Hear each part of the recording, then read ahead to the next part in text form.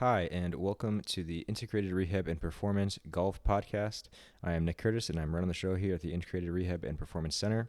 And in episode 3 here today, we're going to discuss a little bit about the importance of addressing biomechanics and mobility, stability, motor control, as we also address the golf swing mechanics, timing, and sequencing, and things like that.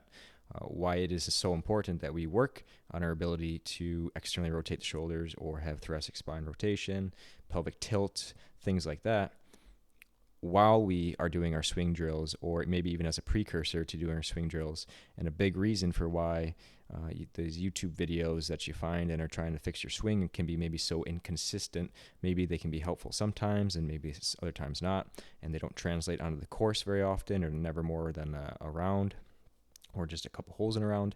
And it's because you're fighting your biomechanics the entire way, trying to achieve these positions that these drills are asking you to do.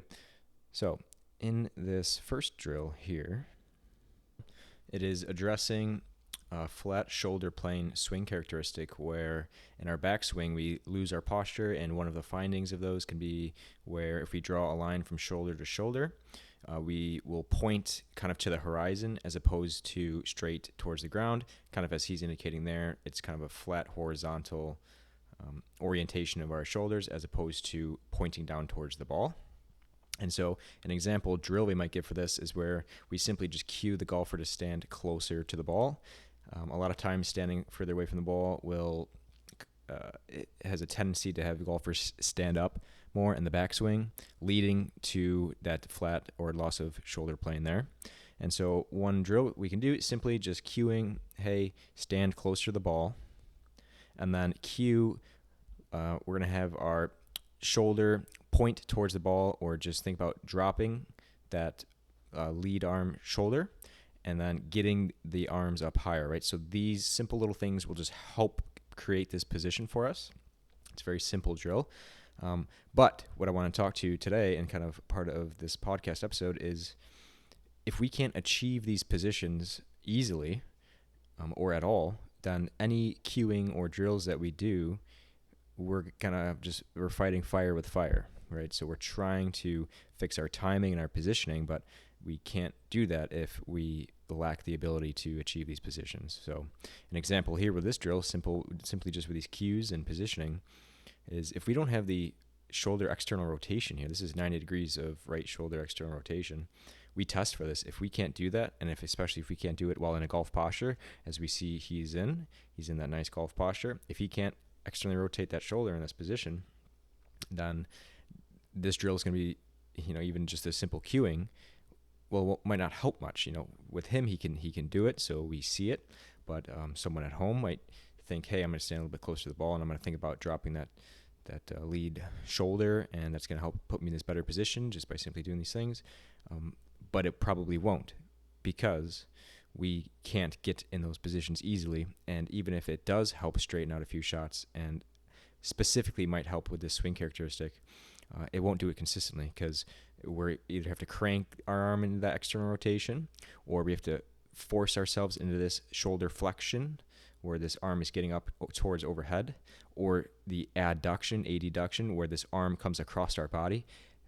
Very common limitation for people to not be able to get their arm across their body like this without the scap having to destabilize and kind of wrap around the rib cage to do so. Again, this is something that we test for. So all sorts of compensations coming from that. It's very common. So we see golfers maybe achieving this adduction, but at a consequence of shoulder stability and positioning of the scapula, right? So all sorts of different ways to compensate while we're trying to do a swing drill to improve our timing or our positioning, and we're just changing a million other different things in the body down the line or up front, upstream. So very important that we work on these sort of things. So just this simple drill, working on a few cueing, is we need to be able to achieve 90 degrees of external rotation and shoulder adduction and shoulder flexion and thoracic rotation, as we can see here. So if we never even bothered to work on our ability to fix our upper body dissociation, right, our upper body mobility, or our ability to pelvic tilt and come into a neutral pelvic tilt and not be extremely anteriorly tilted, that we can't even achieve this position anyways. And even if we get superficially our shoulder plane to get better, who knows what's going to occur at different joints to get that to actually happen, right? So this is why, just a simple example of why we need to work on both things, not just the mechanics, but our biomechanics and our ability to stabilize in these positions and actually get there in the first place. So we have all sorts of drills and mobility drills and exercises that work on these things. And this is a simple kind of second drill here where we just practice that motion with a golf club or any sort of pole or a long stick, where we can see what it feels like to actually rotate in a golf position and keep that orientation towards the ground. And so what we can even do, this is a simple one you can do right in the gym when we're working on thoracic mobility and shoulder mobility and things like that, is to do a kind of a pre-test. How well do I rotate in that golf posture? Can I point towards the ground? How far can I get that club to rotate? Then after doing our exercises and our drills and our mobility drills, is retesting and see how much more comfortable it is to get into that backswing position and that rotation and that golf posture, and actually be comfortable there and not be straining to get there. And yeah, you'll see it's a huge difference. So just a very important, very little drill here that we started off with that, well, you need to be able to do a lot of things even just to do this one. Okay, a second very simple drill here is called hip bar hinges. And again, this is a very simple drill just for helping us find our golf posture on the tee. So as you see, we're just kind of in this drill, it's very simple. We're just going to hold the club down, pushing the club into our thighs with our palms. And then from there, the first thing you're going to do is just hinge at the hips. So really helpful to understand what that actually feels like.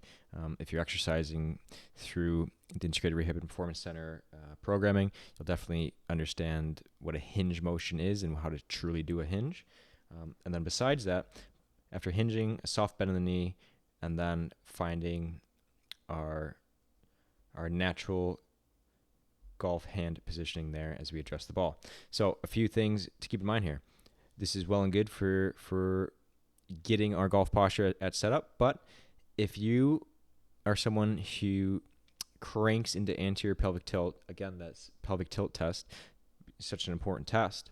And to address, especially if you find that you are someone who doesn't move well in the pelvis, you're just going to set up here in a ton of anterior pelvic tilt, right? So, yeah, some of the timing mechanics here might be correct, but your belt line is going to be pointing directly straight down at the ground, and you're going to be cranked into hyperextension here in the low back, right?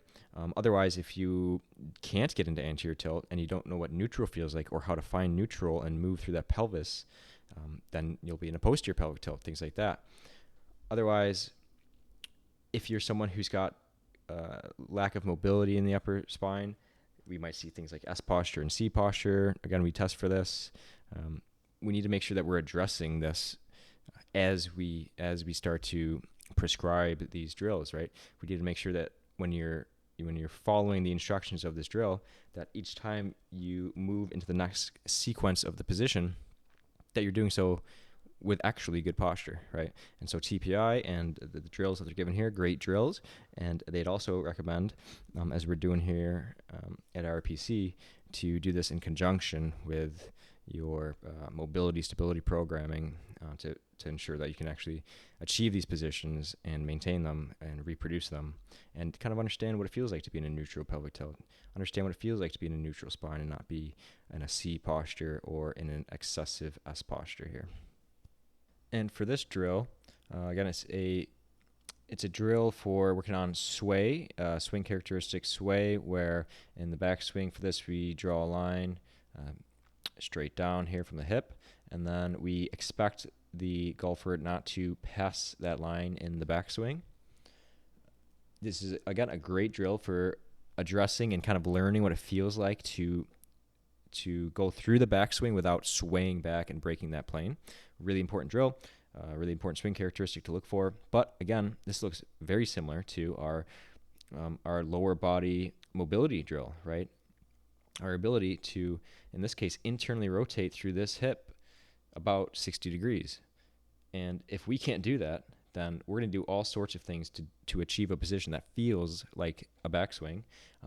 Someone who doesn't have the mobility of the hip there will probably just stand straight up and lose that posture. You can't see it from this angle, but if you don't have that mobility, you'll probably just stand straight up and then rotate. If we don't have that thoracic spine mobility either, we're just going to stand up and do our best to rotate and turn backwards, but we're far from a backswing at this point, right? Not to mention balance here. So we do test for balance as well, and it's kind of obvious here. We do have a little bit of a kickstand there, but if we don't have the balance here to comfortably rep this drill out, then we're not going to learn what it feels like to swing the backswing without swaying, when all we're thinking about is maintaining our balance or working and cranking through our lack of internal rotation on this hip, or lack of thoracic rotation, or shoulder external rotation, right? So if we can't comfortably achieve these positions normally or in a golf swing, then we're definitely not going to be able to take full advantage of this drill of learning to prevent sway and feel a proper backswing without swaying or breaking that plane there. So again, lots of little components in this drill that if you're not focused on them and working on them in the gym and behind the scenes, then these drills are just not quite as helpful. So a really interesting drill here, again working on something similar with sway and making sure we have full ability to internally rotate our rear foot here in the backswing. But we're also working on preventing reverse spine angle and feeling what it's like to coil and kind of build into this internal rotation on this hip, while also the proper spine angle. So we want to work on preventing this angle where we're kind of tilted backwards, and instead the one as he's demonstrating here, a proper spine angle. So he has this stick here to help kind of show that sway plane, that we want to make sure we're not swaying past this plane here. Then we're going to rotate. He's demonstrating how we're going to have a lot of hip internal rotation there, right? And we want to feel that. We want to know what that feels like, and we want to prevent this, right? So we're getting as close to the stick as we can without going past it. That helps helps teach in the feel of the rotation on the lower extremity. And then in this drill, we have a partner or a friend kind of reach over the fence, the name of the drill. We grab the club, and then from there, we'll finish the swing, right? So just a little drill to help feel what it's like to coil into that back hip and feel what it's like to have a proper spine angle where we're tilted away from where we're hitting the ball as opposed to into the ball, and prevent that reverse spine angle and potential back injuries there. Right, so what do we need for this one? Like I had mentioned, well, we need a lot of hip internal rotation, right? So if we can't internally rotate into this hip or externally rotate into this one here, or out of this hip here, well, this is going to be a difficult drill to get a lot out of, right? Because we're going to be fighting that the whole time. And eventually, we might not be able to reach that position. And in order to actually reach it, we're just going to compensate somewhere else. And it's not going to be a great swing. It's definitely not going to be a swing you're going to want to duplicate over and over again on the course, right? And then, again, we need to make sure we have the ability to tilt the pelvis here on the backswing and kind of maintain that neutral to slightly anteriorly tilted positioning, which is going to help keep us in that proper spine angle and not in that reverse spine angle where we get some issues down the line from that. And we have a simple drill here for over the top, which is really just addressing setup posture. So in this drill, we're just gonna find setup, and we're gonna work on that pelvic tilt.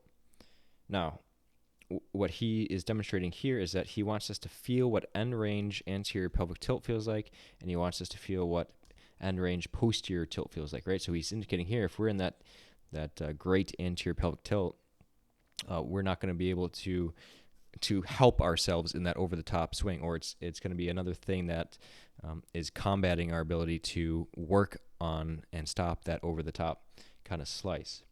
So in this drill, when we're setting up on the golf range, we want to find anterior tilt, complete anterior tilt, kind of end range, and then feel posterior tilt as far back as you can get. So here's as much anterior tilt as you can get. Here's most posterior or backwards tilt you can get, and really work on getting that posterior tilt. And then we'll find neutral right there, and then we want to work on our swing from that position there, right? Now, our ability to actually do those motions, well, anyone who's done the anterior pelvic tilt test, or the pelvic tilt test in general, who had issues with it knows or could probably understand that the range probably is not the best place to practice anterior and posterior tilt and controlling pelvic neutral, right? If you really struggle to do that motion in golf posture especially, this is something we want to be working on behind the scenes and in the gym. Because what do we need to do posterior and anterior pelvic tilt? Well, besides just the motor control and understanding how to turn on which muscles to get to achieve these positions, well, anterior tilt, we're going to use a little bit of those hip flexors and quad and our erector spinae in the back. And then this posterior tilt, we're using our glute max and some other glute muscles and our core to pull that pelvis down in the back and up in the front. And we need to make sure that these muscles are capable of actually doing that we have the motor control and the patterning to do it, right? And that we have the kind of the endurance to do it, right? Through a range session or a golf round, right? So a great drill, a little drill for over the top, right? It's kind of a building block. We need to make sure that we can do this to help combat that over the top. But if we struggle in the mobility portion of this pelvic tilt, then this drill will be impossible for us to do. So we need to work on this behind the scenes in the gym with our programming, right? So an essential kind of thing. That's why we test for it.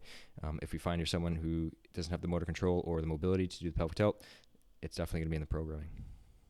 And for this drill, the Waders tray drill, great drill for working on impact, right? And being in the correct plane at impact through our golf swing. So what he's indicating in this drill is what we're working on is getting our palm to face kind of towards the sky on our backswing. So right at the top here, like we're holding a waiter's tray. And then on the way down, we're going to think about throwing that tray at the ground or towards the ball, right? And what that does is it helps get our club on plane, right? So a really important drill can be really helpful. But as we were seeing in his demonstration there is, well, first we need full wrist mobility to do this, okay? Again, something we test for. And if you don't test for it and you happen to lack this little bit of mobility, you can imagine the wrist mobility and stability really important for a golfer. If you lack this, then, or if you lack, say, shoulder internal rotation or external rotation, or maybe some elbow range of motion, and we might be asking our wrist to do extra work, and if it can't make up for all of the lost mobility elsewhere, either or, then we can't do this drill effectively, right? So besides working on other areas that need work on mobility, we need to make sure our wrists are able to do this, right? And so we have drills and exercises that work on this through that whole upper body and through the whole chain from wrist to shoulder, right? So all of these things working on making sure that these wrists can do the job that they are asked to do, especially in this drill where we're really emphasizing wrist mobility and timing, right? So a great drill, just like all these drills are, for working on either very broad swing characteristics or very minute details in the swing.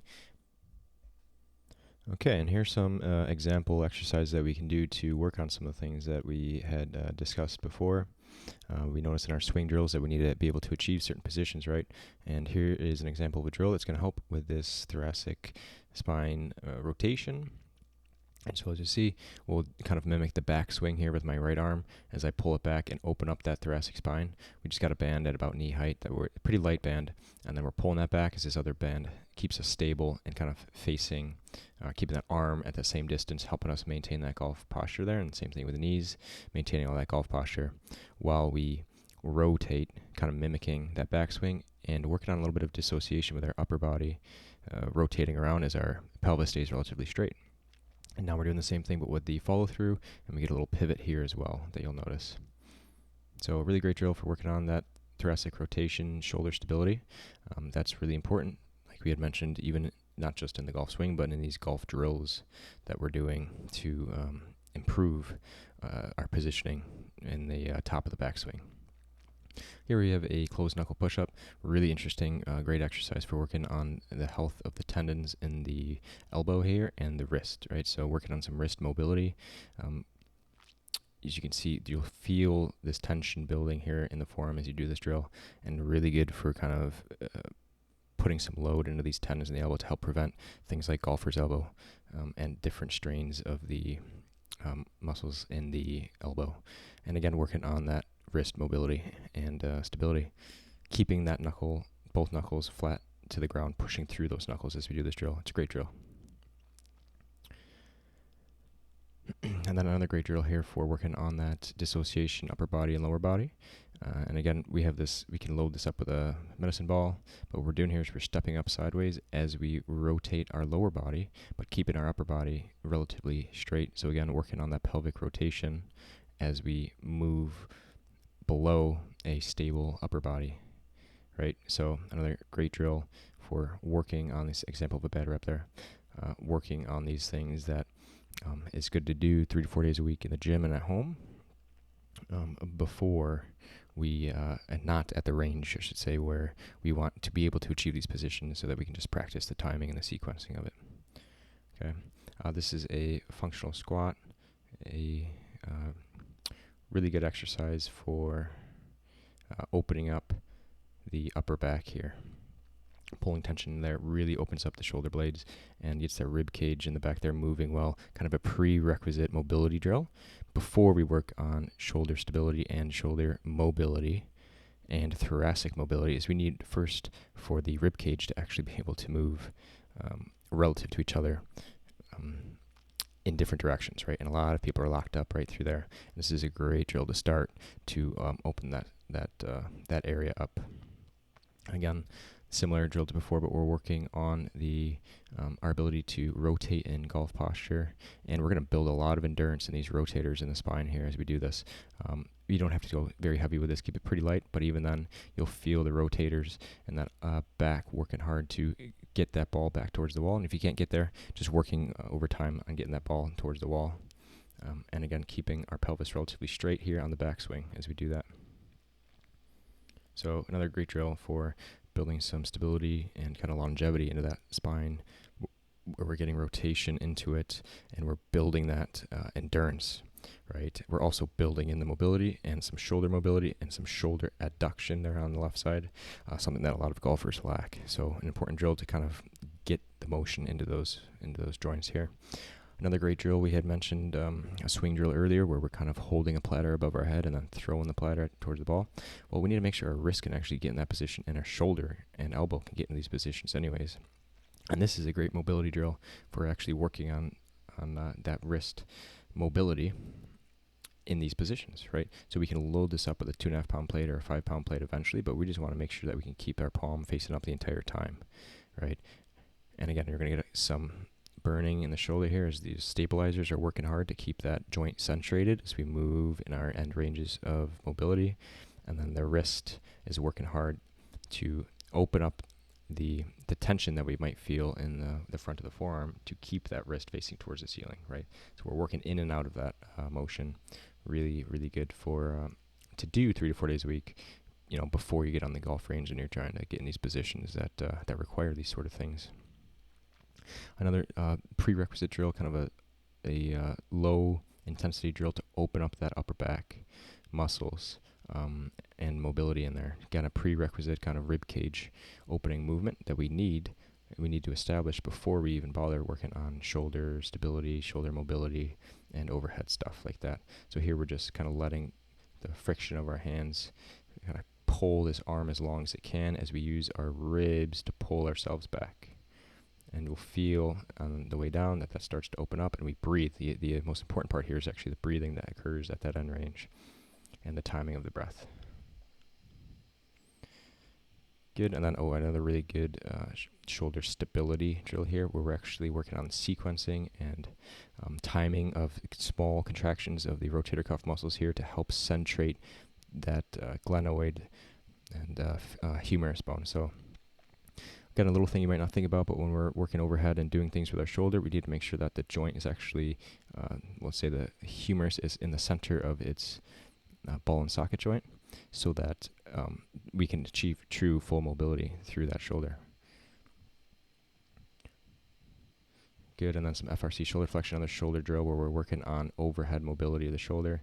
We kind of push ourselves to our end limit here of shoulder flexion, and then we hang out there for a bit, and then we're going to work on max contractions of actually pushing this into the ground, doing the opposite motion, and that's going to kind of loosen up some of the muscles in the back, and then from there we'll use our muscles there to actually lift, as I was doing there, lift this pole back up off the ground and kind of finding our new end range, and then we simply just hold it from there as well. So another great drill for getting all these muscles here to allow ourselves into more shoulder flexion, and then training them to be strong and happy in these new end range that we just developed. Really good for helping us to maintain that mobility that we just opened up, so our brain gets comfortable with using the shoulder in that range of motion, right? So it doesn't kind of tighten back up right after. Another small prerequisite drill here for opening up and getting movement in the pelvis. What we're doing here is we're just kind of pulling some tension by kind of thinking about pulling our heels down the box, but without letting our feet actually move. And that tensions the hamstrings, which turns them on. So we get to feel what it actually feels like to turn just the hamstrings on. And the hamstrings are important in pelvic tilt, posterior or backwards tilt of the pelvis. And again, that's a motion that a lot of golfers lack. And in our pelvic tilt test, you'll kind of notice that. Again, this is a great drill for getting ourselves, kind of teaching ourselves to learn what it's like to actually use those muscles to do pelvic tilting, right? So we're using a specific muscle to get a specific action at the pelvis. A very good, important drill, especially just starting out, to learn this motion, learn what it feels like to tilt the pelvis. So a great little drill there. Hip mobility drill, opening up the hip. Again, we had mentioned kind of this single leg standing, swing drill from earlier. If our hip can't get into that end range rotation, we just compensate everywhere to make it feel like we're getting all that rotation. And again, this is a great drill for just quickly opening up that hip capsule, which will allow us to rotate better. And then what we can do is we can do some other drills afterwards to help kind of solidify that range of motion. So really important that we're doing these things so that when we get to the range, we're able to actually achieve these positions. And then a shoulder stability drill where we're actually doing 4 motions in this drill to help retrain the correct muscles to activate in our back that stabilize the scapula. So a lot of times it's going to be the lower trap and mid trap that we're finally going to actually use to help get these shoulder blades in the positions they're supposed to be, and then we just work some endurance of those muscles into here. And so we do 4 motions. You saw arm straight out. This one where we're just rotating with our elbows staying on the ground. And then the next one is just going to raise our elbows in the same position. So now the whole arm comes off the ground in the next one here. And then the very last one would be we're going to go arms up overhead just like there. And then we're just going to shoot our palms towards the floor. Example of a bad rep where we're getting our chest off the ground. So a good one there. And then the last one is just going to be going into overhead position there. Again, working really hard to stabilize the shoulder there. Really important for all those drills where we need to get our hands up over our head. Make sure that we can actually do that, and we can do that with endurance and replication in every drill that we do on the range. Good. And then the last drill here, where again, shoulder stability. You'd be surprised how hard it is to balance that in that position. And we're just going to march in that position, and we're just going to build some endurance into that shoulder in a position. So now we can progress it by going overhead. And great drill for creating stability in that shoulder and the shoulder blade and building some endurance into that. Again, making it possible and comfortable for us to get into that shoulder and wrist and elbow positions that we need for the golf drills, and especially in the golf swing.